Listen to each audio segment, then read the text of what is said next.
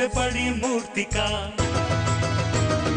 मांगी तुंगी तीर्थ का। हाँ, सबसे बड़ी मूर्ति का मांगी तुंगी तीर्थ का दुनिया में नाम हो रहा है। मूर्ति का निर्माण हो रहा है, मूर्ति का निर्माण हो रहा है।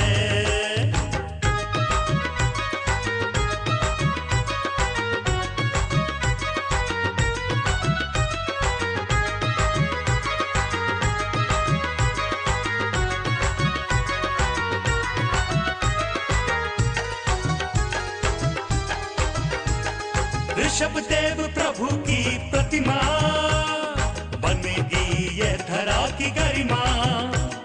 जैन संस्कृति की धरोहर होगी ये सचमुच मनोहर। देखो जाके पास में भक्ति लेके साथ में, देखो जाके पास में भक्ति लेके साथ में पर्वत पे काम हो रहा है। मूर्ति का निर्माण हो रहा है, निर्माण हो रहा है। सबसे बड़ी मूर्ति का मांगी तुंगी तीर्थ का। हाँ, सबसे बड़ी मूर्ति का मांगी तुंगी तीर्थ का दुनिया में नाम हो रहा है। मूर्ति का निर्माण हो रहा है, मूर्ति का निर्माण हो रहा है।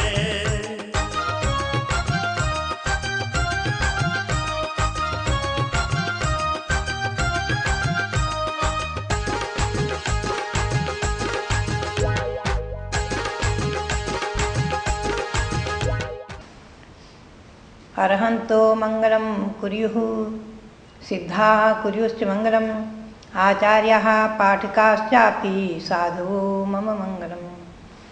महानुभाव, आज मैं आपको महापुराण ग्रंथ सुनाऊंगी। महापुराण श्री आचार्य जिनसेन स्वामी द्वारा विरचित ये महापुराण ग्रंथ है।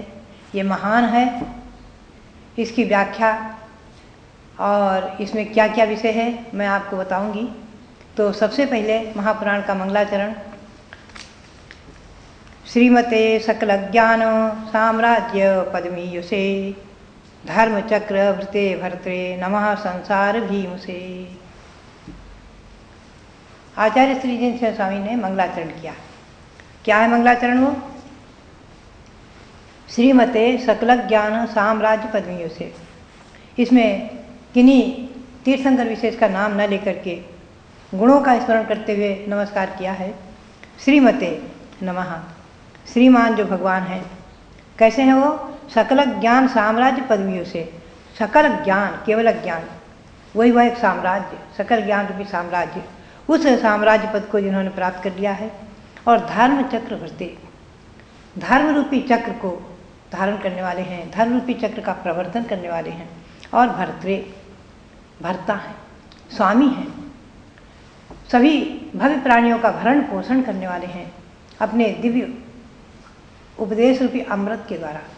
और कैसे हैं वो? संसार भीम से, संसार के भय को नष्ट करने वाले। स्वयं अपने संसार के भय को समाप्त कर दिया है, संसार के भय को, दुखों को समाप्त कर दिया है, दूसरों के भी संसार के भय को, दुखों को दूर करने वाले ऐसे भगवंतों को नमः, नमस्कार किया है। भव्यात्माओं, अनेक आचार्यों ने इस श्लोक के अनेक अर्थ किए हैं। इसमें श्रीमते से सर्वप्रथम अर्थ तो ऋषभ देव भगवान को नमस्कार किया गया, स्पष्ट है। क्योंकि श्रीमते, श्री जिनसेन स्वामी ने इसी महापुराण ग्रंथ में तीर्थंकर ऋषभ देव की जब 1008 नामों से स्तुति की है तो सबसे प्रथम नाम लिखा है श्रीमान। श्रीमान स्वयंभूर वृषभः। श्रीमान, श्रीमान है, श्री यानी लक्ष्मी। कौन सी लक्ष्मी? वर्तमान में भी देखते हैं हम श्रीमान, धनवान को, श्रेष्ठी वर्गों को श्रीमान कहते हैं। तो भगवान श्रीमान है, सर्वश्रेष्ठ श्रीमान। अंतरंग लक्ष्मी अनंत चतुष्टय, अनंत ज्ञान, अनंत दर्शन, अनंत सुख और अनंत वीर आदि के अंतरंग लक्ष्मी है, अनंत चतुष्टय आदि अंतरंग लक्ष्मी। और बहिरंग लक्ष्मी है संवत्सरण का वैभव आदि। ये सब बहिरंग लक्ष्मी।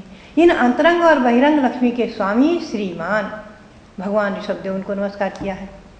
पुनः जिस नमस्कार मंत्र के द्वारा, इस नमस्कार मंगलाचरण रूप श्लोक के द्वारा 2400 तीर्थंकरों को भी नमस्कार हो गया, क्योंकि 2400 तीर्थंकर भी इन्हीं गुणों से विभूषित हैं। एक आचार्य ने तो इन्हें पंच परमेष्ठी का वाचक भी कहा है। इसमें 5 पद हैं। श्रीमते सकल ज्ञान साम्राज्य पद्मीयु से दूसरा पद, तीसरा पद है धर्म चक्र भृते, चौथा पद है भर्त्रे और 5वां पद है संसार भीम से नमः। तो पंच परमेष्ठी वाचक कहा है। पंचभी पदई पंच परमेष्ठी प्रकाशकाम तत्तन नमस्कार रूप परम मंगलमयी च बताया है कि ये 5 परमेष्ठी के वाचक एक एक पद। अरहंत, ये श्रीमते से तो अरहंत परमेष्ठी का वाचक। अरहंत परमेष्ठी के पक्ष में श्रीमते, इसका अर्थ है अंतरंग बहिरंग लक्ष्मी से समन्वित।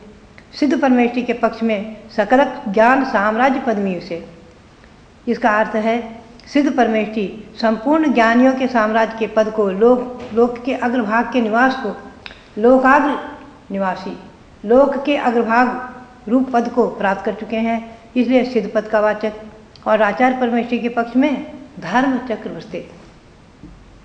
धर्म चक्र, धर्म उत्तम क्षमादि 10 धर्म, 28 मूल गुणादि 10 धर्म, उन धर्म आदि धर्म 10 धर्म आदि धर्म, उन धर्म रूपी चक्र, धर्म का चक्रवाणी समूह, धर्म समूह के धारण करने वाले आचार्य परमेष्ठी हैं। 10 धर्मों के चक्र अर्थात समूह को धारण करते हैं। उपाध्याय परमेष्ठी के पक्ष में लिया है भर्त्रे। उपाध्याय परमेष्ठी अज्ञान रूपी अंधकार से दूर हटाकर भव जीवों को सम्यक ज्ञान रूपी अमृत के द्वारा सजीवों का भरण पोषण करने के लिए भर्त्रे स्वामी हैं। और संसार भी मुझे, इस पद को साधु परमेष्ठी में गर्भित करते हुए, घटित करते हुए कहा है कि अपनी सिंह वृत्ति के द्वारा संसार संबंधी भय को नष्ट करने वाले हैं। अपनी चर्या के द्वारा, साधना के द्वारा, रत्नत्र की आराधना के द्वारा संसार के भय को नष्ट करने वाले हैं। इस प्रकार से इन 5 पदों से पंच परमेष्ठी को भी नमस्कार किया है। भव्यात्माओं, जिनसे स्वामी ने इस प्रकार से नमस्कार करके, इसमें तो अन्य अनेक आचार्यों ने अनेक प्रकार से अर्थ गर्भित किए हैं। आप इसका स्वाध्याय करें, स्वयं मनन करें, चिंतन करें। मैं तो सार रूप में बताऊंगी आपको। पुनः आचार्य देव ने धीरेन्द्र देव को नमस्कार करके, जैन शासन को, रत्नात्रय को नमस्कार आदि करते हुए आगे जो है अपने लक्ष्य, अपने उद्देश्य को वर्णित किया है। उन्होंने कहा है अजित आदि जो महावीर पर्यंत 24 तीर्थंकर, उन सबको नमस्कार करके उन्होंने गौतम स्वामी को नमस्कार करते हुए बहुत ही सुंदर शब्द कहे हैं कि सकल ज्ञान साम्राज्य यौ राज्य पदे स्थितान तोष्टविमी गणाधीशान आप्त संज्ञान कंठिकान। बहुत ही सुंदर विशेषण दिया है कि गणधर देव कैसे होते हैं, जो कि सकल ज्ञान साम्राज्य जो है उसके युवराज पद पर जो स्थित है, जो युवराज है, निश्चित ही वो उस राज्य पद को प्राप्त करेंगे। निश्चित ही सारे गणधर, जितने भी गणधर हुए हैं, सभी ने मोक्ष प्राप्त किया है। उनको नमस्कार करके इन्होंने अपने अभिप्राय को व्यक्त किया कि मैं क्या कहूँगा। त्रिषष्टि लक्षणम वक्ष्ये पुराणम तद्विषामपि तीर्थे सामीप चक्रेश हलिनाम अर्धचक्रिणाम त्रिषष्टि लक्षणम वक्ष्ये पुराणम तद्विषामपि। इन्होंने कहा कि आप्त वचन, सर्वज्ञ देव के वचनों का सार लेकर के उनके अभिप्राय के अनुसार मैं, जिसमें तीर्थंकर, चक्रवर्ती, बलभद्र, नारायण, प्रतिनारायण, ऐसे 63 सलाका पुरुषों के चरित्र का वर्णन है, ऐसे इस ग्रंथ को, पुराण को कहूँगा मैं। तो इसका पुराण नाम क्या है, क्यों है, उसकी सार्थकता बताते हुए कहते हैं पुरातनम पुराणम स्यात् तन महत् महदाश्रयात् महद्भिरुपदिष्टत्वात् महाश्रेयोनुशासनात्। ये पुराण क्यों है? पुरातन, पूर्व में हुए महापुरुष तीर्थंकर आदि, उनका वर्णन करने वाला होने से पुराण है। और महान क्यों है? महान पुरुषों के द्वारा आश्रित, अर्थात महान पुरुषों का इसमें वर्णन किया जाएगा, इसलिए महापुराण है। और महद्वीर उपदिष्टत्वात्, और महान पुरुषों ने इसका उपदेश दिया है। महान पुरुष तीर्थंकर भगवान, गणधर देवादि, उनके द्वारा उपदिष्ट है। आप हमेशा ध्यान में रखना। द्वादशांग में प्रथमान योग आता है, प्रथमान योग अंतर्गत पुराण। भव्यात्माओं, 11 अंग और 14 पूर्व। द्वादशांग में 12वां अंग जो है उसके 5 भेद हैं, परिकर्म, सूत्र, प्रथमान योग, पूर्वगत और चूलिका। 12वें अंग में तो परिकर्म, सूत्र, परिकर्म के 5 भेद, सूत्र 1, प्रथमान योग 1 और पूर्व के 14 भेद, जो कि 11 अंग और 14 पूर्व कहलाते हैं, और चूलिका उसके 5 भेद। तो इस प्रकार से 12वें अंग में ही प्रथमान योग है और प्रथमान योग के अंतर्गत पुराण। तो ये महापुराण इसलिए है कि महाश्रेय अनुशासनात्, महान श्रेय स्वर्ग और मोक्ष उसको प्रतिपादित करने वाला, उसको प्राप्त कराने वाला होने से ये महापुराण कहलाता है। और भी अनेक प्रकार से व्याख्याएं की हैं। ये स्वयं महिमाशील है, स्वमहिम्ना एव महत्वम, अपनी महिमा से महत्वपूर्ण है, इसलिए इसका महापुराण नाम। महापुराण संबंधी महाविदय शासनात् महापुराण मामना तमत एतन महर्षि भी। इसको महापुराण महर्षियों ने क्यों कहा है कि महापुरुष से संबंधित है और महान अभिदय को बताने वाला है, और इसलिए इसका महापुराण नाम सार्थक है। भव्यात्माओं, इसके और भी नाम हैं। ऋषि प्रणीतम आर्षम स्यात्, ये महापुराण ग्रंथ आचार्य श्री वीरसार महाराज कहा करते थे, ये आर्ष ग्रंथ है। आर्ष ग्रंथ, आर्ष क्यों है? ऋषियों के द्वारा प्रणीत होने से आर्ष ग्रंथ है। और सूक्तम सुनृत शासनात्, सुनृत अच्छी अच्छी सूक्तियों का वर्णन करने वाला होने से ये सूक्त है। और धर्मानुशासनात् चेदम धर्मशास्त्रम इति स्मृतम, और धर्म का अनुशासन करने वाला, धर्म का प्रतिपादन करने वाला होने से धर्मशास्त्र कहलाता है। इतिहास इतिष्टम तत् इतिहासेदिति श्रुतेः इति वृत्तम अथैतिह्यम आमनायम चावनन्ति तत्। इसको इतिहास भी कहते हैं। क्यों कहते हैं? इति यह आसीत, यहाँ ऐसा हुआ। ऐसी अनेक कथाओं का इसमें निरूपण होने से ऋषिगण इसे इतिहास कहते हैं, इति वृत्त कहते हैं और ऐतिह्य भी कहते हैं, और इसे आमनाय भी कहते हैं। भव्यात्माओं, श्री जिनसेन स्वामी ने बताया है कि ये पुराण ग्रंथ, ये महापुराण हम जैसे अल्पज्ञ जनों के द्वारा इसका प्रतिपादन संभव नहीं है, बहुत ही कठिन है। जैसे उन्होंने कहा स्वयं कि जैसे बड़े बड़े बैलों के द्वारा उठाने हुए भार को एक छोटा सा बछड़ा नहीं उठा सकता, ऐसे मैं अल्पज्ञ और असमर्थ हूँ। क्यों? क्योंकि गणधरादि देवों ने इसका प्रतिपादन किया है, फिर भी मैं उनके वचनों के अनुसार कुछ कहूँगा, ये वो भावना कर रहे हैं। भव्यात्माओं, इसमें जो है मैं आपको बताऊं कि इसका महापुराण नाम इसलिए सार्थक हुआ। आप देखें कि उन आचार्य जिनसेन स्वामी ने भगवंतों की स्तुति करके गणधर देव की स्तुति की, पुनः उन्होंने महान कवि सिद्धसेन, समंतभद्रादि, यशोभद्र, प्रभाचंद्र आदि अनेक कवियों की स्तुति की, भट्टाकलंग देव आदि को नमस्कार किया। और इसमें वीरसेन स्वामी को बड़े सुंदर शब्दों में कहा है, धवलाम भारतीम यस्य तस्य कीर्तिम च विधु निर्मलाम धवलीकृत निशेष भवनाम तन्नमीम यहम। जिनकी धवला नाम से टीका, छठखंडागम पर जिनकी धवला नाम से टीका प्रसिद्ध है, ऐसे गुरु वीरसेन स्वामी, उनको नमस्कार किया। और मद गुरु हो, जो कि उन्हें गुरु मानकर नमस्कार किया है, और जयसेन गुरु को नमस्कार किया है। इस प्रकार से कवियों को नमस्कार करके उन्होंने जो है इस धर्म कथा को कहने की प्रतिज्ञा यानी भावना व्यक्त की। भव्यात्माओं, इस धर्म कथा में उन्होंने बताया कि वक्ता कैसे होना चाहिए, श्रोता कैसे होना चाहिए।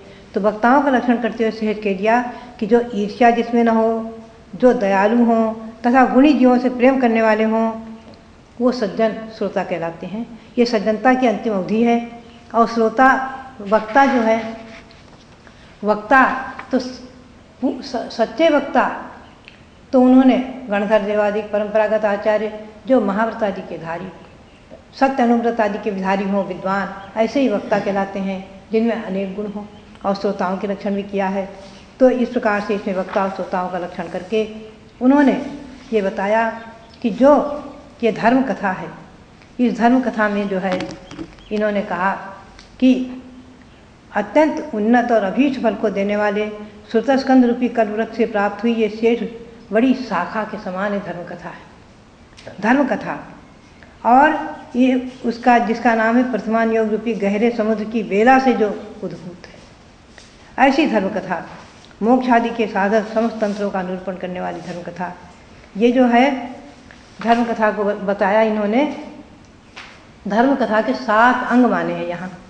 सप्तरिद्धियों से शोभामान गणधर आदि देवों ने इस धर्म कथा के 7 अंग माने हैं। द्रव्य, क्षेत्र, तीर्थ, काल, भाव और महाफल और प्रकृति 7 अंग कहलाते हैं। जीव, पुद्गल, धर्म, आकाश, काल, इनका वर्णन करना, ये द्रव्य इसमें होना। इस महापुराण में ये 6 द्रव्यों का वर्णन होगा।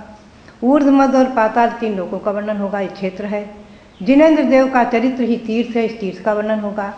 और 3 प्रकार का काल, भूत, भविष्य, वर्तमान और क्षय समय आदि भाव, तत्व ज्ञान का होना ये फल और वर्णनीय कथा वस्तु प्रकृति। इस प्रकार से इस सद्धर्म कथा में 7 अंग माने हैं।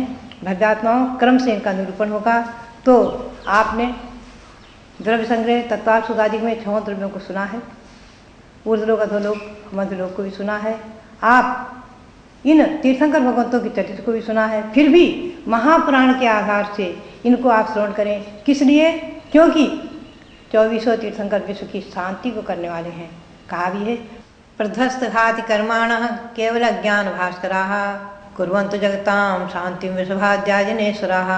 इसीलिए विश्व की शांति के लिए इनका तीर्थंकरों का चरित्र सुनना, पढ़ना, उनकी भक्ति करना विश्व की शांति के लिए, अपनी आत्मा की शांति के लिए है। इसी उद्देश्य को लेकर के आप इसको सुने, आप स्वयं शांति प्राप्त करें और विश्व की शांति हो। इसी भावना के साथ आप सबके लिए बहुत बहुत मंगल आशीर्वाद।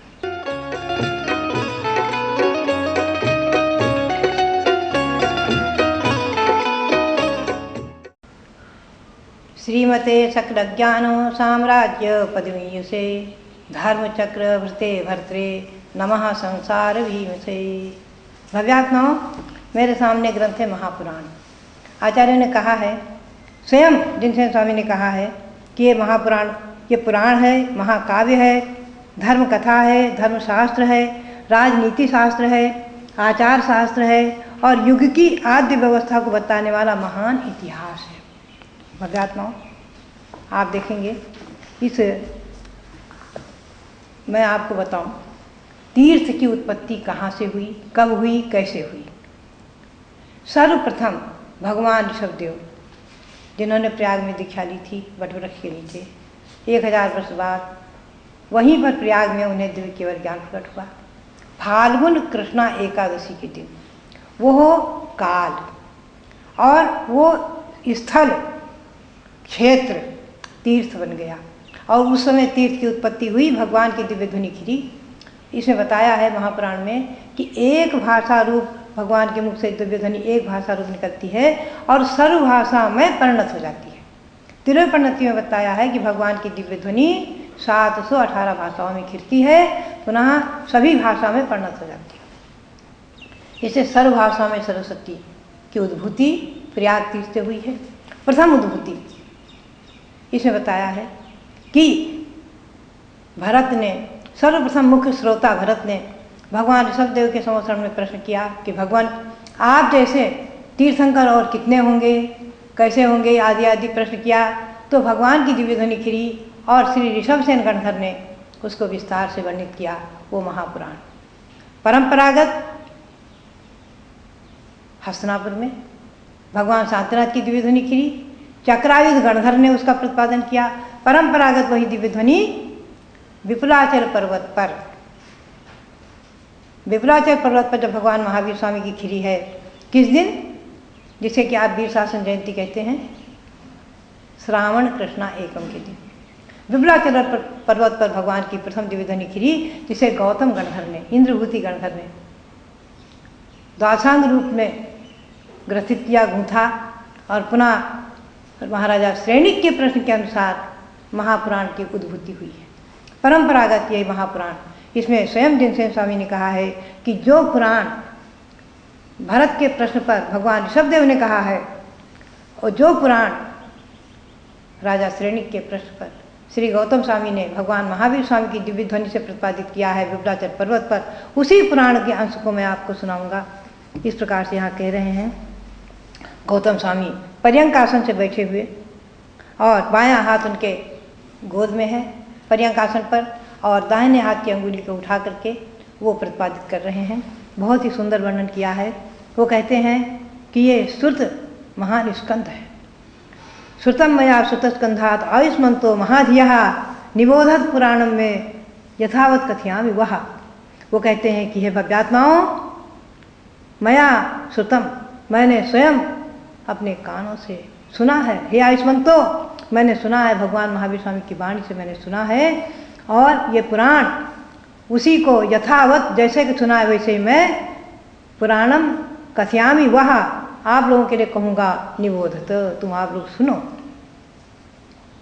वो कहते हैं यत प्रजापति ये ब्रह्मा भरता आदिति सकृत प्रोवाच तदहम तेज्य वक्षे श्रेणिक हो शृणु। वो गौतम स्वामी कहते हैं, हे श्रेणिक, जैसे प्रजापति भगवान ऋषभदेव ने ब्रह्मा आदि ब्रह्मा भगवान ऋषभदेव ने आदि तीर्थंकर भगवान ऋषभदेव ने भरत के लिए कहा था, उसी प्रकार से हे श्रेणिक मैं आपके लिए कहता हूँ। महाधिकाराः चत्वारः श्रुतस्कन्धस्य वर्णिताः तेषाम् आद्यो नियोगोऽयं सतां सच्चरिताश्रयः। श्रुतस्कंध जैन वाङ्मय श्रुत, तो जैन वाङ्मय द्वादशांग रूप श्रुत है, वो उसके महाधिकार 4 कर दिए हैं। उस श्रुतस्कंध के द्वादशांग में श्रुत के 4 महाधिकार किए। वो कौन से हैं? प्रथमान योग, करणान योग, चरणान योग और द्रव्यान योग, ये 4 वेद भी कहलाते हैं। तो इसमें जो है इस श्रुतस्कंध के 4 अधिकार हैं। उसमें पहला अनुयोग है सच्चरिताश्रयः, उसका नाम है प्रथमान योग, महान पुरुषों के चरित्र के आश्रय से होने वाला प्रथमान योग। द्वितीय कर्णादिश्चादनियोगास यत्र वै त्रैलोक्य क्षेत्र संख्यानम कुलपत्रेधिरोपितम। चरणादितृतीयश्चादनियोगो दिनोदितः यत्र चर्याविधानस्य पराशुद्धिरुदाहृताः। तुर्यो द्रव्यानुयोगस्तु द्रव्याणां यत्र निर्णयः प्रमाणनैनिक्षेपैः सदाद्यश्च किमादिभिः। भव्यात्मा प्रथमान योग में महापुरुषों के जीवन का चरित्र वर्णित किया जाता है, जिसे कि समन्वय स्वामी ने कहा है बोधि समाधि निधानम। बोधि रत्नत्रय की प्राप्ति और समाधि धर्म शुक्ल ध्यान, इनका निधान है, इनका खजाना है। भव्यात्माओं, ये प्रथमान योग आदर्श दर्पण के समान है। जैसे हम दर्पण को देखकर कहीं अपने मुख पर कालिमा हुई इसको दूर कर देते हैं, वैसे महापुरुषों के जीवन चरित्र को देखकर हम अपने आप अपने जीवन चरित्र को सुधार कर बना करके और महापुरुष बनने का उपक्रम पुरुषार्थ करते हैं, उपक्रम करते हैं। रामायण देखने वाला है, सुनने वाला कोई व्यक्ति, रामलीला देखने वाला, रामायण सुनने वाला कभी भी रावण बनना नहीं चाहेगा, राम बनना चाहेगा। ऋषभदेव के चरित्र को सुनने वाला कोई व्यक्ति तीर्थंकर भगवान बनना, ऋषभसेन गणधर बनना चाहेगा। माताएं मरु देवी यशस्वती सुनंदा बनना चाहेंगी, ब्राह्मी सुंदरी बनना चाहेंगी। भव्यात्मा, तो ये आदर्श अपने जीवन को आदर्श बनाने वाले, और इनमें आगे बताएंगे स्वयं आचार्य देव कि इस प्रथमान योग में कोई भी ऐसा वर्णन नहीं है जो इसमें वर्णन से अधूरा रह गया हो। इसमें चरणानुयोग भी आ जाता है। महापुरुषों के जब चारित्र का वर्णन करते हैं, अणुव्रत महाव्रत आदि को कैसे उन्होंने ग्रहण किया, कैसे अपनी आत्मा का कल्याण करके स्वर्ग मोक्ष को प्राप्त किया, चरणानुयोग भी आ जाता है।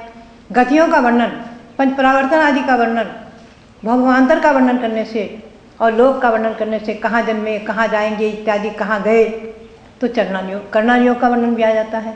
और द्रव्यानुयोग चित्त चैतन्य भगवान आत्मा का ध्यान और द्रव्यों का वर्णन, जीव पुद्गत धर्म आकाश काल का वर्णन, इससे द्रव्यानुयोग भी इसमें गर्भित हो जाता है। प्रथमान योग में चारों अनुयोग गर्भित हैं, हमेशा ध्यान में रखना, और मुख्य रूप से प्रथमान योग है। ऐसे ही मैंने आपको तत्वार्थ सूत्र सुनाया, द्रव्य संग्रह सुनाया, उसमें द्रव्यानुयोग प्रमुख है, लेकिन उसमें प्रथमान योग नहीं आता है। उससे हम ले सकते हैं, लेकिन मुख्य रूप से द्रव्यानुयोग और चरणानुयोग भी उसमें आया है। छठी सातवीं आठवीं अध्याय आदि, छठी सातवीं अध्याय में चरणानुयोग भी आया है, 9वीं अध्याय में चरणानुयोग आया तत्वार्थ सूत्र में।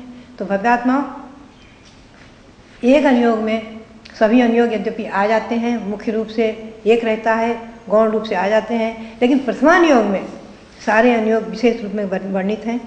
तो करणानुयोग गति आगति वगैरह का वर्णन करता है, लोक का वर्णन करता है। चरणानुयोग मुनि और श्रावकों के आचार विचार का, और द्रव्यानुयोग 6 द्रव्यों का आदि का वर्णन करता है।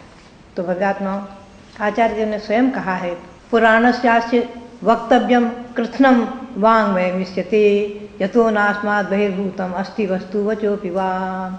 ये पुराण जो ग्रंथ है, महापुराण, इसका वक्तव्य माने वर्णन करने योग्य विषय जो क्या है, संपूर्ण वाङ्मय, कृष्णम वाङ्मय, कृतिष्णम वाङ्मय, संपूर्ण वाङ्मय, संपूर्ण दार्शनिक इसका वर्णनीय विषय हो जाता है। क्योंकि अस्मात् बहिर्भूतम वचोपि वा वस्तु भी ना, इससे बहिर्भूत न तो कोई वस्तु है न कोई विषय है संसार में। जैसे यथा महार्घ्य रत्नानां प्रसूतिर्मकरालयात् तथैव सूक्त रत्नानां प्रभोस्मात् पुराणतः। यथा महार्घ्य रत्नानां, जैसे महान महान बड़े बड़े बड़े उत्तम उत्तम बेशकीमती रत्नों का उत्पत्ति कहाँ से है, प्रसूति जन उत्पत्ति मकराकरात रत्नाकर समुद्र से है। उसी प्रकार से तथैव सूक्त रत्नानां, संपूर्ण सूक्त रत्न जितने भी रत्न हैं, प्रभो अस्मात् पुराणतः, इस पुराण से सभी उत्पन्न होते हैं। तीर्थकृत चक्रवर्तीन्द्र वर्के सव संपदा मुनीनां हृदयश्चास्य वक्तव्या से कारण ही बद्धो मुक्तस्तथा बंधो मोक्षस्तद्वय कारणम। भव्यात्माओं, इसमें क्या नहीं है।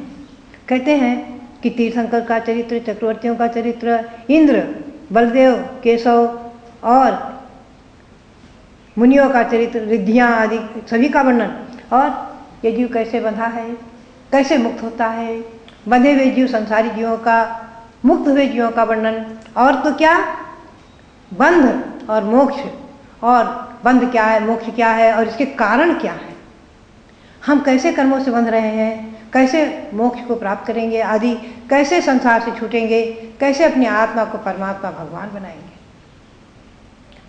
आत्मा को परमात्मा भगवान बनाने का भगवान ऋषभदेव ने कैसे अपने आप को भगवान बनाया, कैसे तीर्थंकर बनाया भगवान शांतिनाथ ने, कैसे अपने आप को शांतिनाथ बनाया, भगवान महावीर ने कैसे आपको महावीर, अपने आप को महावीर बनाया, ये सब सुन करके हम भी वैसा पुरुषार्थ करें, वैसी प्रेरणा प्राप्त करें। तो ये सब इसमें वर्णित होगा। तो भव्यात्माओं, प्रथम ये इन पुराणों की उत्पत्ति का तीर्थ प्रयाग, और जहाँ जहाँ भगवान का समर्थन रहा, कैलाश पर्वत आदि पर भगवान के समर्थन लगे, जाकर भरत चक्रवर्ती ने नाना प्रश्न किए, अनेकों प्रश्न किए। सैनिक राजा ने 60,000 प्रश्न भगवान महावीर से किए, और उन सब का जो उत्तर गौतम स्वामी के मुख से प्रकट हुआ, वो सब आज वर्तमान के उपलब्ध वाङ्मय में, जैन वाङ्मय में उपलब्ध है। हम और आप उसी के द्वारा तो ज्ञान को प्राप्त कर रहे हैं। तो भव्यात्मा, ये सब इसमें वर्णित है। तो विचार करके देखा जाए तो एक बात और एक आचार्य कह रहे हैं, इसके महापुराण के नाम की सार्थकता बताते हुए कह रहे हैं कि इसका महापुराण नाम क्यों है। वो कहते हैं कि तीर्थंकरों के पुराण 24 ही मानना चाहिए। ऐसा भी है कि 24 पुराण हैं, 24 तीर्थंकरों के आश्रित, कि पहला पुराण ऋषभनाथ का, दूसरा पुराण अजितनाथ का, आदि 24 पुराण।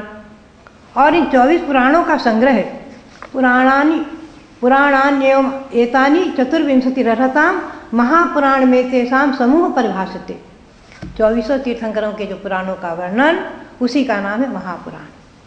तो इस महापुराण में वर्तमान में जो आदि पुराण और उत्तर पुराण नाम से ग्रंथ प्रकाशित हैं, वो सब इसी में गर्भित हैं।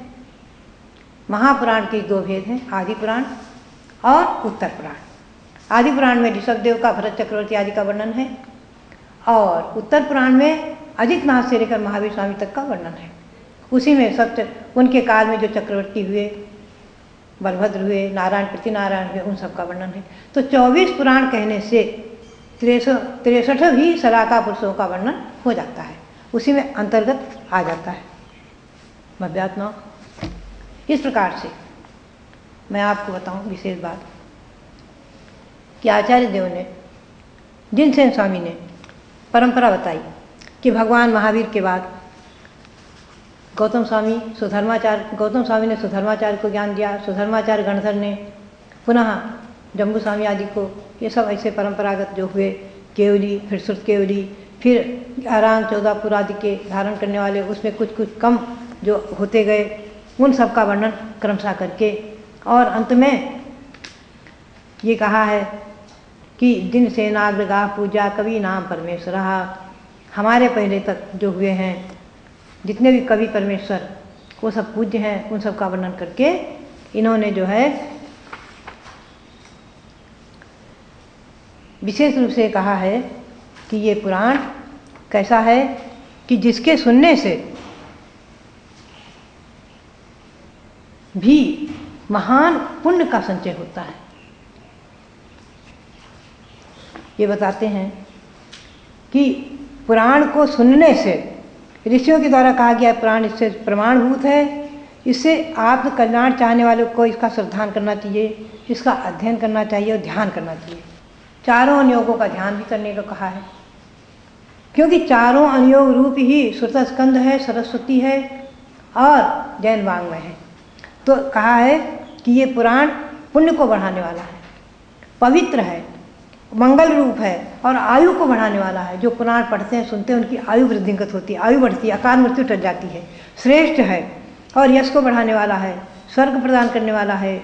और जो मनुष्य इस पुराण की पूजा करते हैं उन्हें शांति की प्राप्ति होती है, उनके सब विघ्न दूर हो जाते हैं। इसके विषय में जो कुछ पूछते हैं, प्रश्न करते हैं, उन्हें संतोष और पुष्टि की प्राप्ति होती है। जो इसे पढ़ते हैं उन्हें आरोग्य तथा अनेक मंगलों की प्राप्ति होती है, और जो सुनते हैं उनके कर्मों की निर्जरा होती है। भव्यात्माओं, इस प्रकार से इस पुराण के अध्ययन से दुख देने वाले खोटे स्वप्न नष्ट हो जाते हैं, अशुभ स्वप्न नहीं आते हैं, और क्या होता है, उत्तम उत्तम अच्छे अच्छे स्वप्न आते हैं, अच्छे अच्छे सपनों की प्राप्ति होती है और अभीष्ट फल की प्राप्ति होती है।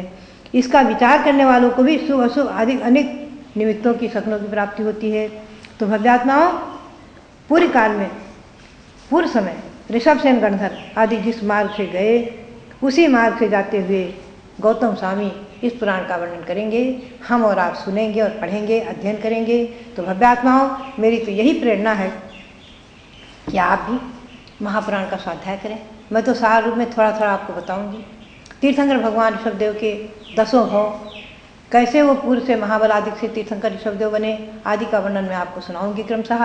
और ब्राह्मी सुंदरी आदि कैसे भगवान ने उनको अध्ययन कराया, आदि कैसे विद्याओं की उत्पत्ति हुई, कैसे राजनीति की उन्होंने शिक्षा दी, उपदेश दिया, आदि विस्तार से मैं आपको महापुराण के आधार से बताऊंगी।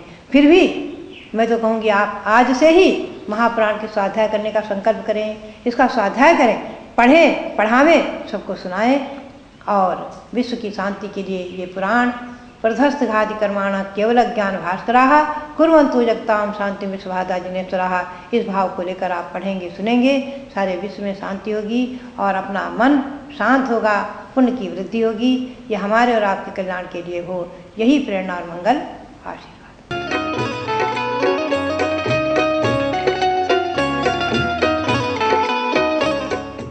श्रीमते सकल ज्ञान साम्राज्य पदवीयसे धर्मचक्रवर्ते भर्त्रे नमः संसार भीमसे। महानुभाव, मैं आपको महापुराण सुना रही हूँ। आपने 2 दिन भूमिका के रूप में नमस्कार के अर्थ यानी मंगलाचरण में श्री जिनसेन स्वामी ने श्री ऋषभदेव को नमस्कार किया है, पंच परमेष्ठु को नमस्कार किया है, 24 तीर्थंकरों को नमस्कार किया है, आदि रूप से मैंने बताया एवं महापुराण का अर्थ क्या है उसकी व्याख्या की।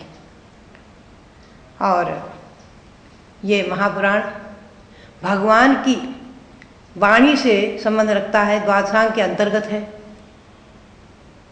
प्रथमान योग, कर्णान योग आदि 4 अनुयोग उस श्रुतस्कंद के ही महाधिकार हैं। आदि रूप से मैंने आपको भूमिका बताई है।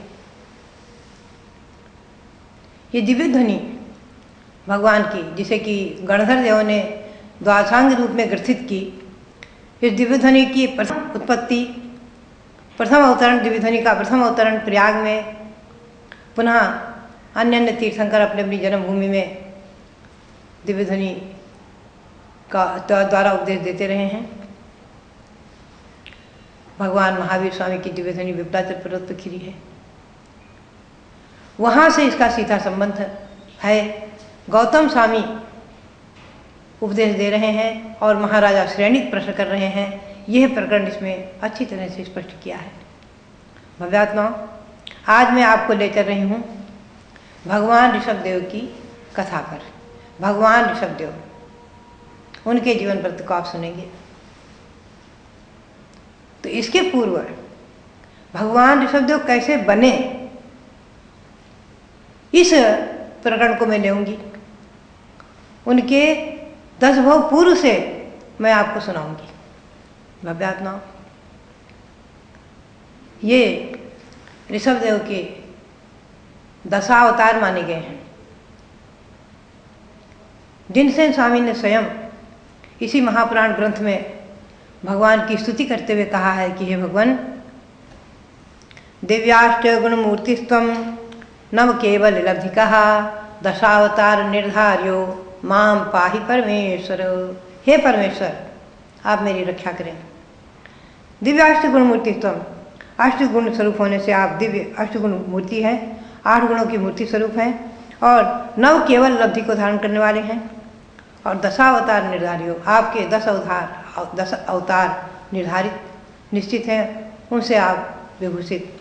दशावतार निर्धारियो, ऐसे आप माम पाई परमेश्वर। तो उस दशावतार में पहला अवतार है महाबल, जो कि स्वयं जिनसे स्वामी ने बहुत स्पष्ट शब्दों में कहा है, महाबल नमस्तुभ्यं ललितांगाय ते नमः श्रीमते वज्रजंघायो धर्मतीर्थ प्रवर्तिने नमस्ताद आरिते शुद्धि श्रुते श्रीधरते नमः नमस्ताद आरिते शुद्धि श्रुते श्रीधरते नमः नमः सुविधये तुभ्यं अच्युतेन्द्र नमोस्तुते वज्रस्तंभ स्थांगायो वज्रस्तंभ स्थरांगायो नमस्ते वज्रनाभये सर्वार्थ सिद्धिनाथायो सर्वार्थां सिद्धिमीयुषे दशावतार चर्म परमोदारिकत्युषे सूनवे नाभिराजस्य नमोस्तु परमेशिने। इस प्रकार से दशावतार के नाम लेते हुए स्तुति की है अलंकारिक भाषाओं में, जो कि तीर्थंकर भगवान के पद में ही इन 10 नामों को गर्भित करते हुए किया है। दशावतार में क्रम है महाबल, ललितांग देव, राजा वज्रजंघ, पुनः भोगभूमिज आर्य, श्रीधर देव, राजा सुविधि, अच्युतेन्द्र, चक्रवर्ती वज्रनाभि, सर्वार्थ सिद्धि के अहमिंद्र और भगवान ऋषभदेव। इन दशावतार 10 भवों को हमें और आपको समझना है। तो सर्वप्रथम मैं महाबल के भव से आपको ले चलती हूँ भव्यात्माओं। उसमें मैं आपको बताऊँ महाबल राजा कहाँ हुए हैं। पहले तो आप लोक को जानते ही हैं। जैन परंपरा में क्या सर्वत्र 3 लोक माने गए हैं, अधोलोक, मध्यलोक और ऊर्ध्वलोक। मध्यलोक में असंख्यात द्वीप समुद्रों के बीचों बीच में जम्बू द्वीप है। जम्बू द्वीप के बीचों बीच में सुमेरु पर्वत है, जैसा कि आप बहुत बार सुन चुके हैं और हस्तिनापुर में देखते भी हैं। भव्यात्माओं, इस मेरु पर्वत में, सुमेरु पर्वत जितनी ऊंचाई है, इसमें 16 जल मंदिर आदि। सुमेरु पर्वत के पूर्व में पूर्व विदेह है, पश्चिम में पश्चिम विदेह है, दक्षिण में भरत क्षेत्र जिसमें हम और आप रह रहे हैं, और उत्तर में ऐरावत क्षेत्र। तो पश्चिम में जो विदेह क्षेत्र है, वहाँ पर विदेह क्षेत्र में, जैसा कि आपने पहले सुना होगा, बहुत बार ध्यान होगा, पुनः आप सुने, जम्बूद्वीप में 32 विदेह हैं। तो पूर्व में 16 और पश्चिम में 16। तो पश्चिम में जो 16 विदेह क्षेत्र हैं, उनके नाम पद्मा, सुपद्मा, महापद्मा, पद्मकावती, शंखा, नलिना, कुमुदा, सरित। ये शीतोदा नदी के दक्षिण की तरफ, और उधर उत्तर की तरफ है वपरा, सुवपरा, महावपरा, वप्रकावती, गंधा, सुगंधा, गंधिला, गंधमालिनी। ये 8 विदेह क्षेत्र हैं। इसमें जो सातवां है गंधिला नाम का देश, वो विधेयक क्षेत्र। वो गंधिला देश आपको विस्तार से समझना है तो आप हस्तिनापुर आकर के और जम्बूद्वीप पर परिक्रमा लगाते हुए आप पश्चिम विदेह में पहुँचे और देखें गंधिला देश। गंधिला देश में बीचों बीच में विजयार्थ पर्वत है, जैसे कि हमारे भरत क्षेत्र में विजयार्थ पर्वत है। ये भरत क्षेत्र की अपेक्षा ये गंधिला देश यहाँ जम्बूद्वीप में हस्तिनापुर में तो छोटे रूप में दिखाया गया है, क्योंकि यहाँ एक एक क्षेत्र से दूसरा क्षेत्र दूनी रचना वाला नहीं है, इसलिए। किंतु शास्त्रीय भाषा में जैन भूगोल के अनुसार, त्रिलोकसार ग्रंथ के अनुसार, इस महापुराण के अनुसार वो गंधिला देश भरत क्षेत्र की अपेक्षा चौगुना है, विस्तार वाला। उसके बीचों बीच में विजयार्थ पर्वत में दक्षिण और उत्तर में विद्याधरों की श्रेणियां हैं। तो उत्तर श्रेणी में एक अलकापुरी नाम से नगरी है, आज भी है वो, क्योंकि ये क्षेत्र विधेयक क्षेत्र, सब विधेयक क्षेत्रों में सारी व्यवस्था शाश्वत है, अनादि निधन है। वहाँ षटकाल परिवर्तन नहीं होता है, इस बात को हमेशा ध्यान में रखना। षटकाल परिवर्तन केवल भरत क्षेत्र और ऐरावत क्षेत्र के आर्यखंडों में ही होता है। भरत क्षेत्र और ऐरावत क्षेत्र के आर्यखंडों में भी केवल षटकाल परिवर्तन, जो भरत क्षेत्र ऐरावत क्षेत्र में जो विजयार्थ हैं उन पर भी षटकाल परिवर्तन नहीं है, ये बात ध्यान में रखना। तो षटकाल परिवर्तन वहाँ नहीं है।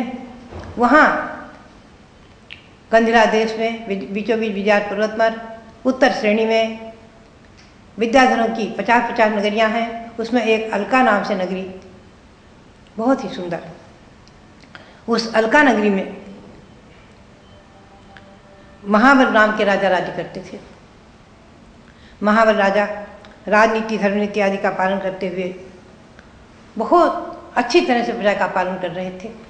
उनके 4 मंत्री थे मुख्य रूप से, महामती, संभिन्नमती, सतमती और स्वयंबुद्ध, ये 4 मंत्री। इन विद्याधरों के पास में, मैं आपको बताऊं, विद्याधरों के पास में अनेक प्रकार की विद्याएं रहती हैं। उन विद्याओं के बल से ये विद्याधर आकाश में गमन करते रहते हैं, विमानों में बैठकर यत्र तत्र विचरण करते रहते हैं। जाति विद्या, कुल विद्या और साधित विद्या। जाति विद्या यानी मातृपक्ष से जो उन्हें प्राप्त हो गई, ननिहाल से प्राप्त हुई, माता के द्वारा प्राप्त हुई। और कुल विद्या यानी अपनी परंपरा, अपने कुल, पिता के कुल से जो उन्हें परंपरागत विद्याएं प्राप्त हो जाती हैं, कुल विद्या। और साधित विद्या यानी जो मंत्र आदि के द्वारा आराधना करके उन्हें सिद्ध करते हैं, वो साधित विद्या कहलाती है। तीनों प्रकार की विद्याओं से समन्वित महाराजा महाबल अपने नाम के अनुसार महान, शक्तिशाली, न्यायप्रिय, धर्मनिष्ठ राजा। एक दिन क्या होता है, कदाचित तस्यासीत् वर्ष वृद्धि दिनोत्सवः मंगलैर्गीतवादित्र नृत्यारंभैश्च संवृतः सिंहासने तमासीनं तदानीं खचराधिपं दुधुश्चामरैर्वार नार्यः क्षीरोद पांडुरैः। किसी समय एक दिन महाराजा महाबल का वर्ष वृद्धि दिन का उत्सव हो रहा था। वर्ष वृद्धि यानी वर्षगांठ, जन्म दिवस। इसे महाराष्ट्र में वर्धापन दिवस बोलते हैं, वर्षगांठ हिंदी में बोलते हैं। वर्षगांठ से बहुत प्रसिद्धि को प्राप्त है। तो आज तो ये जन्मदिन छोटे छोटे बच्चों का, बालकों का मनाया जाता है और बालक स्वयं माता पिता से कह देते हैं अपनी तोतली भाषा में कि हमारा बर्थडे मनाना, और बड़े प्रेम से मनाते हैं, मनवाते हैं। अपने साथियों को, अपने विद्यार्थियों को इकट्ठा कर लेते हैं और केक काटने की परंपरा है। ये पता नहीं अपनी भारतीय संस्कृति की तो है नहीं, ये पाश्चात्य संस्कृति की सभ्यता जो भी हो। मैं देखती हूँ कि आज घर घर में परंपरा चालू है और प्रसन्नता खैर तब होती है जबकि तमाम लोग हस्तिनापुर में आकर अपने बच्चों का जन्मदिन मनाते हैं, अपना जन्मदिन मनाते हैं और अपने दाम्पत्य जीवन की वर्षगांठ मनाते हैं। यहाँ हर महीने मैं देखती हूँ 5, 7, 10 लोग तो आकर मनाते ही रहते हैं, इससे अधिक भी लोग आ जाते हैं। तीर्थ पर, भगवंतों की जन्मभूमि पर आकर अपना जन्मदिन मनाना, लोग इसको अत्यधिक महत्व देते हैं। सचमुच में ये बहुत ही महत्वपूर्ण विषय है। भगवंतों की जन्मभूमि पर आकर गुरु के सानिध्य में जन्मदिन मनाना, जो भी हो। मैं कई बार चिंतन करती हूँ कि जिस दिन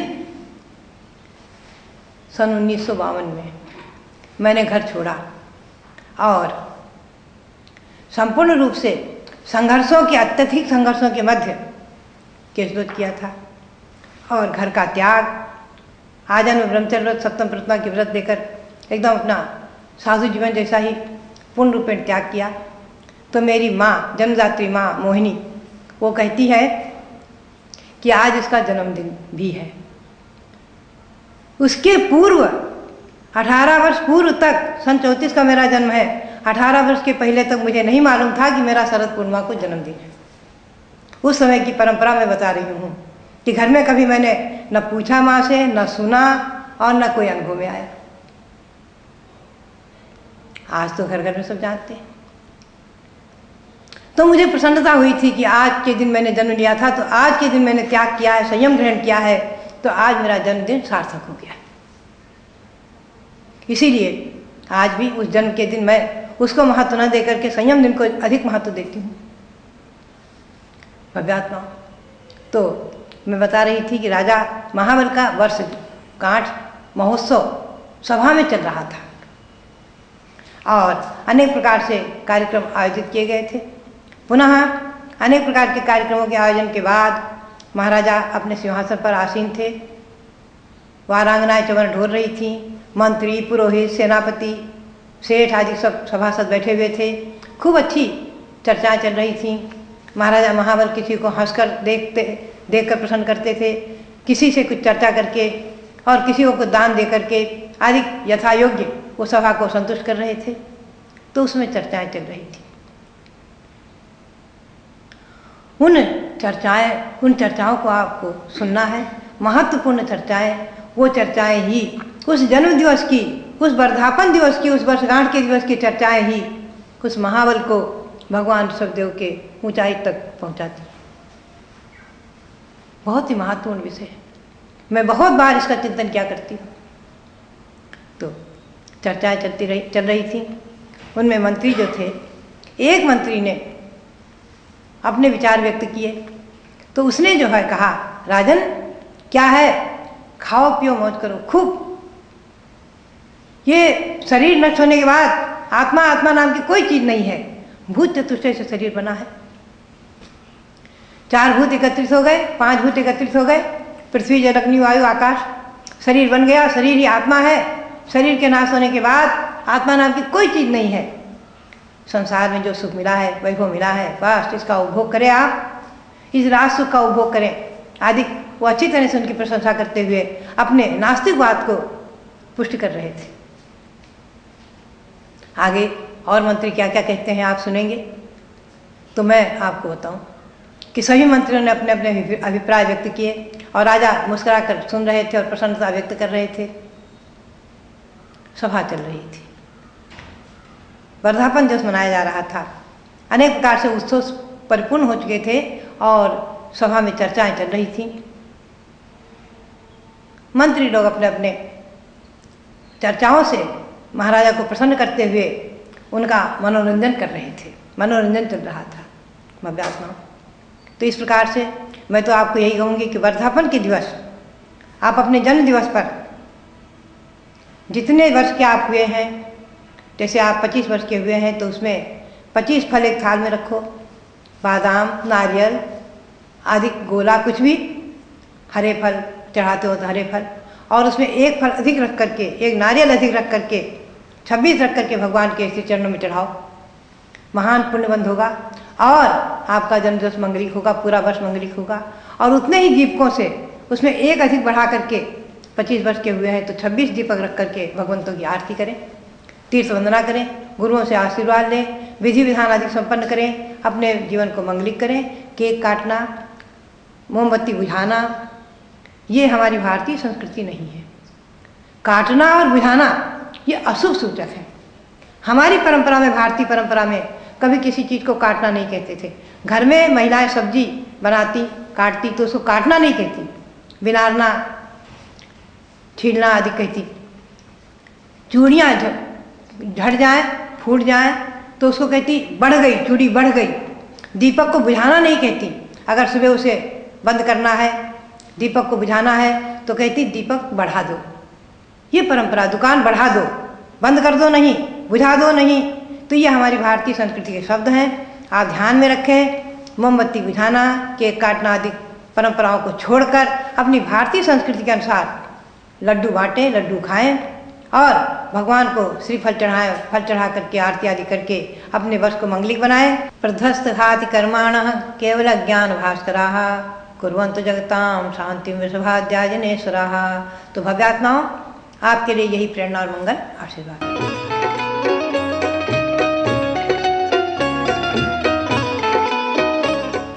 श्रीमते सकल ज्ञान साम्राज्य पदमीयसे धर्म चक्रवर्ते भर्तरे नमः संसार भीमसे।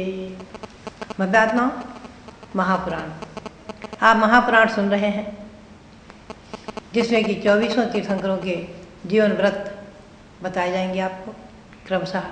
क्योंकि 24 ही तीर्थंकर विश्व में शांति को करने वाले अहिंसा के अवतार, दया के देवता, जिनके नाम स्मरण मात्र से शांति होती है। भव्यात्माओं, सर्वप्रथम आप ऋषभदेव के भवों को सुन रहे हैं।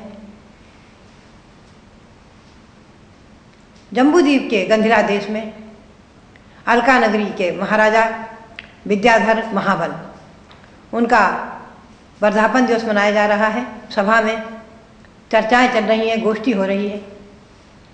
प्रथम मंत्री महामती ने अपने नास्तिक मत को पुष्ट किया तो दूसरा मंत्री बोलता है, राजन, संभिन्नमती मंत्री बोलता है, राजन मेरी बात सुने आप। ये संसार जो कुछ भी हमें आपको सब कुछ दिख रहा है वो सब सारा विश्व, चराचर पदार्थ सब विज्ञान मात्र हैं, क्षणभंगुर हैं, ज्ञान के विकार हैं, कुछ भी नहीं है, केवल ज्ञान ज्ञान उसी के सब विकार हैं, उसी का प्रतिभास है और कुछ नहीं, केवल ज्ञान का प्रतिभास मात्र।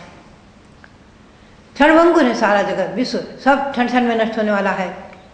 इसलिए आप तो राज्य का वैभव प्राप्त करके सुखपूर्वक अपने जीवन को व्यतीत करें और कुछ परलोक आदि की चिंता छोड़ दें।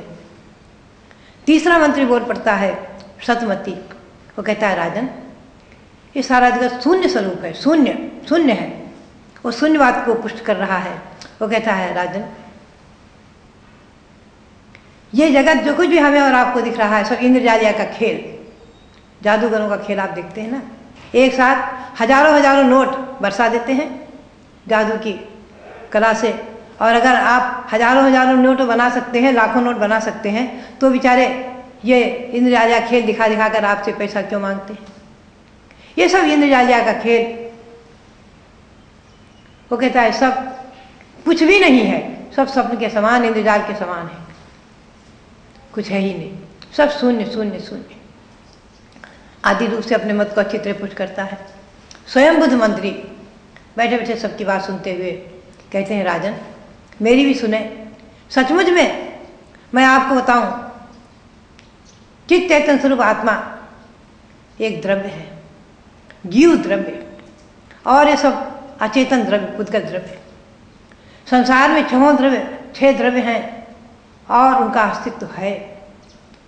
इहलोक है, परलोक है, आत्मा है, परमात्मा है, सुमेर पर्वत है, ये अलका नगरी है, आपके पिता पूरा जादी हुए हैं, सबका अस्तित्व है, आपका भी अस्तित्व है। कथनचित किसी दृष्टि से आत्मा नित्य है, कथनचित अनित्य है। मरने के बाद दूसरी पर्याय को प्राप्त करता है जीव, तो ये जीव नित्य है। और मरना होता है, जन्म होता है इत्यादि, शरीर का नाश होगा, दूसरा शरीर मिलेगा इत्यादि। तो इस प्रकार से अनित्य भी है, आत्मा कथनचित अनित्य है, पर्याय दृष्टि से अनित्य है, द्रव्य दृष्टि से आत्मा नित्य है। ये संसार भी है, मोक्ष भी है, सुख भी है, दुख भी है, नरक भी है, स्वर्ग भी है। अस्तित्व, आस्तिक की बात को पुष्ट करते हुए उसने आस्तिक मत का समर्थन करते हुए अहिंसा परमो धर्मः, इस धर्म की पुष्टि करते हुए उसने अपने सिद्धांत को रखा। सभासदों में बहुत प्रसन्नता हुई, राजा भी मुस्कुराते रहे, सुनते रहे, प्रसन्न हुए। ये सब चर्चाएं पूर्ण हुई। इसके बाद में स्वयं बुद्ध मंत्री कहते हैं, महाराज मैं उनकी वीरतावली का बखान करते हुए कहते हैं, मैं आपके पूर्वजों के बारे में कुछ आपको सुनाता हूँ। कहते हैं, कभी आपके इसी अलका नगरी के महाराजा एक अरविंद महाराज हुए और वो अरविंद महाराज विद्याधर बहुत ही उत्कृष्ट राज्य का उपभोग कर रहे थे। अहंकारी, शत्रुओं के भुजाओं का गर्व दूर करते हुए नगरी का शासन कर रहे थे। उनके 2 पुत्र थे, हरिश्चंद्र और कुरविंद। किसी समय राजा को असाध्य रोग हो गया, दाह ज्वर, भयंकर दाह ज्वर। ये बात निश्चित है भव्यात्माओं, शुभ अशुभ कर्म जो इस जीव ने किए हैं, पूर्व में वर्तमान में कर रहे हैं, उन्हीं का फल इसे भोगना पड़ता है। तो पूर्व के पाप के उदय से राजा के शरीर में दाह ज्वर हो गया और दाह ज्वर से पीड़ित राजवैद्यों ने और अंतःपुर की महारानियों ने, सब ने अनेक उपचार किए, अनेक औषधियाँ की, सब प्रकार से उसे, लेकिन किसी प्रकार से उसे शांति नहीं हुई। तीव्र कर्म का उदय, उसे शांति नहीं मिली। तो मैं बीच में आपको एक बात और बताऊं। राजा को अवधि ज्ञान था। तो अवधि ज्ञान के 2 भेद हैं, विभंगावधि, सुअवधि। यह अवधि ज्ञान नरकों में सभी नारकियों के हैं, लेकिन अधिकतम विभंगावधि नाम से कुअवधि ज्ञान है। अगर कोई उपकार किया है इस जन्म में तो उसको अपकार रूप में स्मरण करेंगे। किसी ने जैसे आँख में अंजन डाला तो कहेंगे तूने मेरी आँख फोड़ी थी, आदि आदि। ये उल्टी बुद्धि रूप से हर चीज उन्हें प्रतिभाषित तो हो जाती है। तो राजा को कुअवधि ज्ञान। राजा ने अपने बेटे को बुलाकर कहा, बेटे तू मेरा उपचार कर। तो क्या होता है कि राजा एक दिन सैया पर लेटे हुए थे और ऊपर से छत पर 2 छिपकलियां आपस में लड़ते हुए लहूलुहान हो गई। उनकी एक की पूंछ कट गई तो उसमें से खून की धार बही और राजा के अंग पर कहीं पर वो खून की धार पड़ने लग गई। उसे तीव्र पाप का उदय समझिए। वहाँ पर उसको कुछ शांति मिली, कुछ राहत मिली, कुछ दाह में कमी हुई, कुछ जलन में कम हुई। तो बस बेटे को बुलाकर कहता है, बेटे मेरे को आज अपने दाह ज्वर के शांति का उपाय सूझ गया। क्या? वो कहता है, बेटा देख, खून की तमाम पशु पक्षियों को मारकर उनके खून से तू एक बावड़ी बना दे, एक बावड़ी भर दे, खून से भर दे, और मैं उसमें खूब डुबकी लगाऊंगा, स्नान करूंगा, मेरा दाह रोग शांत हो जाएगा। बेटा सुनकर अवाक, एकदम आश्चर्यचकित, अरे मेरे पिता को ऐसी कुबुद्धि, जीव हिंसा के भाव, अहिंसा परमो धर्मः, ऐसे कुल में जन्मे और हिंसा के भाव कैसे हो गए?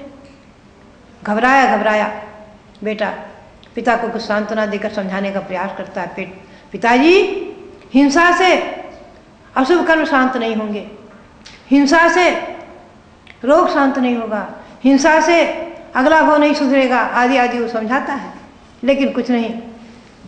वो राजा बार बार उसको कहते हैं।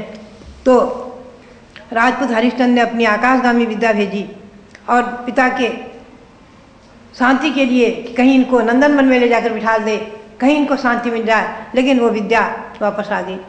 पुण्य क्षीण हो चुका था और उसके खोटी आयु बन चुकी थी। कभी कभी क्या होता है, आयु त्रिभागी में बंधती है।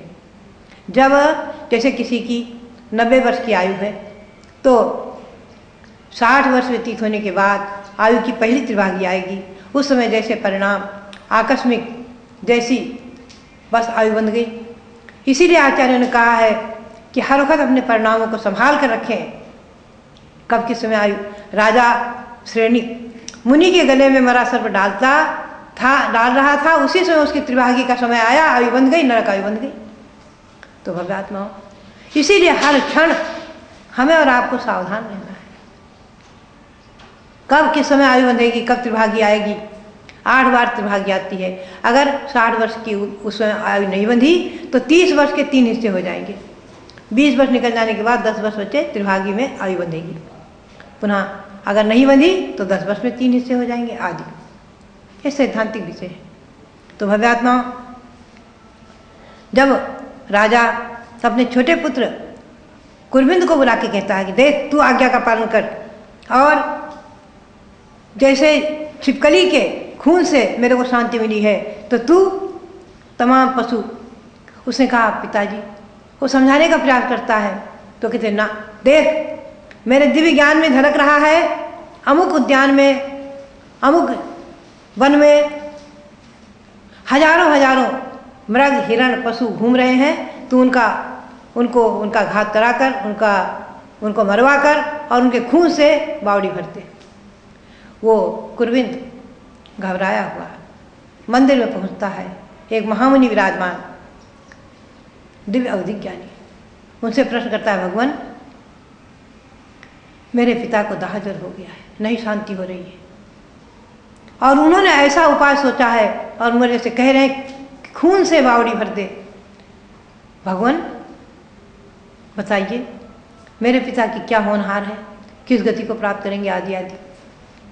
उनका दाह रोग कैसे शांत होगा, क्या होगा। मुनिराज अपने दिव्य अवधि ज्ञान से कहते हैं, हे पुत्र, हे कुरविंद, तुम्हारे राजा की आयु बस समाप्त होने वाली है। उनके तीव्र अशुभ कर्म का उदय है, नरक आयु बंध चुकी है, और उनके भाव नहीं सुधर सकते, और रोग या असाध्य नहीं शांत हो सकता आदि। गुरु के मुख से सुनकर आकर के उसने उपाय सोचा, और उसने क्या किया, एक बावड़ी बनवाई, उसमें लाख का रस भरा दिया, लाल लाल लाख का रस भरा दिया, और पिता से जाकर निवेदन करता है, पिताजी, रक्त की बावड़ी तैयार है, लाल लाल उसमें भरा हुआ। वो खुशी से दौड़ता है और दौड़ कर जाकर उसमें डुबकी लगाता है, और मुख में जैसे ही वो भरता है तो समझ लेता है कि लाख का रस है, न कि खून। एकदम आवेश में, गुस्से में आकर अपने पुत्र को मारने दौड़ता है और म्यान से तलवार खींच लेता है। आकस्मिक उसी समय गिर पड़ता है, अपनी तलवार से उसका घात हो जाता है, तलवार अपने आप लग जाती है और वो मर जाता है, मर करके नरक में पहुंच जाता है। तो भव्यात्माओं, हिंसानंदी रौद्र ध्यान, ध्यान के 4 भेद हैं, आपने बहुत बार सुना है। जैन परंपरा के अनुसार ध्यान के 4 भेद माने गए हैं। श्री गौतम स्वामी प्रतिक्रमण सूत्र में कहते हैं, अठ रुद्र ध्यानम गोसरामी धम्म सुख ध्यानम अबुट्ठे में। हे भगवान, मैं आर्त रौद्र ध्यान को छोड़ रहा हूँ, त्याग कर रहा हूँ, और धर्म शुक्ल ध्यान का आश्रय लेता हूँ, उसे प्राप्त करना चाहता हूँ। भव्यात्मा, आर्त ध्यान, रौद्र ध्यान, धर्म ध्यान, शुक्ल ध्यान, 4 ध्यान है। परे मोक्ष हेतु श्री उमा स्वामी आचार्य ने तत्वार्थ सूत्र में कहा है कि 2 ध्यान, धर्म ध्यान और शुक्ल ध्यान मोक्ष के हेतु हैं, और इससे पूर्व के 2 ध्यान संसार के कारण हैं, बंध के कारण हैं, दुर्गति के कारण हैं। हमें और आपको अपने आप को तोड़ना है कि हम और आप किस ध्यान में चल रहे हैं। भव्यात्माओं, आप हमारा प्रवचन सुन रहे हैं, आपके धर्म ध्यान चल रहा है, मंदिर में बैठे हैं, धर्म ध्यान चल रहा है, भगवंतों की पूजा कर रहे हैं, धर्म ध्यान चल रहा है, कोई प्रवचन की या भजन की कैसेट सुन रहे हैं, आप सीडी देख रहे हैं, धर्म ध्यान चल रहा है, स्वाध्याय कर रहे हैं, धर्म ध्यान चल रहा है, तीर्थ यात्रा कर रहे हैं, धर्म ध्यान चल रहा है। इसकी बजाय इष्ट वियोग के होने से संताप, अनिष्ट का संयोग होने से संताप, वेदना, शरीर में वेदना होने से कष्ट, और कुछ न कुछ निदान आदि कर लेना, ये आर्त ध्यान। हिंसा में आनंद मानना, हिंसा के परिणाम होना, झूठ में आनंद माना, झूठ के परिणाम होना, चोरी में आनंद माना, चोरी के परिणाम होना, और परिग्रह का संरक्षण करने में आनंद मानना, जैसे तैसे धन भर करके धन कमाना, पेटी भरना। परिग्रहानंदी, ये हिंसानंदी, मसानंदी, चौर्यानंदी और परिग्रहानंदी नाम से 4 रौद्र ध्यान माने गए हैं। अध्यात्माओं, ये रौद्र ध्यान नरक गति के ही कारण है, दुर्गति में ले जाने वाले हैं। तो हमेशा ध्यान में रखो। आगे वो मंत्री स्वयं बुद्ध राजा को और अपनी परंपरागत वंशावली में क्या क्या सुनाते हैं आप सुनेंगे, आपको अच्छा लगेगा। अच्छे और बुरे दोनों प्रकार के उदाहरण, दोनों प्रकार की घटनाएं, दोनों प्रकार का इतिहास वो बिरजावली का वर्णन करते हुए स्वयं बुद्ध मंत्री राजा को सुना रहे हैं। परंपरा से आप सुनेंगे और अच्छी अच्छी बातों को भी। तो ये तीर्थंकर भगवंतों का जीवन चरित्र हमारे और आपके जीवन में बहुत ही मंगलकारी है। 2400 तीर्थंकर भगवान विश्व की शांति करने वाले हैं, जगत की शांति करने वाले हैं। प्रध्वस्त घाति कर्माणः केवल ज्ञान भास्कराः कुर्वन्तु जगतां शांति विश्वहादाजिनेश्वराः। इन 2400 तीर्थंकर विश्व की शांति करें, इस भावना के साथ ऋषभदेव का चरित्र भी आपके लिए मंगलकारी हो, यही भावना और यही आपके उनके उस चरित्र को सुनते रहें, यही प्रेरणा और मंगल आशीर्वाद। प्रत्येक जानकारी के लिए संपर्क करें कर्मयोगी ब्रह्मचारी रविंद्र कुमार जैन, अध्यक्ष दिगंबर जैन त्रिलोक शोध संस्थान, जम्बूद्वीप, हस्तिनापुर, मेरठ, उत्तर प्रदेश। हमारी वेबसाइट है www.jambudweep.org तथा ईमेल आईडी है ravindrjain@jambudweep.org एवं rk195057 @yahoo.com।